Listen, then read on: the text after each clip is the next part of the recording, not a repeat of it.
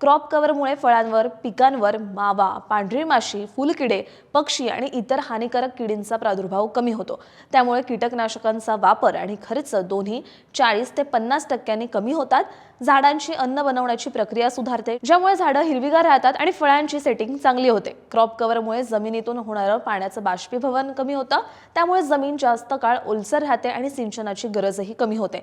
सावलीत वाढ झाल्यामुळे फळं आणि भाजीपाला जास्त चकचकीत आणि आकाराने चांगले आणि रंगाने आकर्षक होतात। दर्जेदार उत्पादन मिळतं, ज्यामुळे बाजारात चांगला दर मिळतो। याशिवाय गारपीट, जोरदार वारा आणि मुसळधार पावसाचे थेंब थेट पिकांवर पडत नाहीत आणि पिकांचं नुकसान टाळता येतं आणि उत्पादन सुरक्षित राहतं।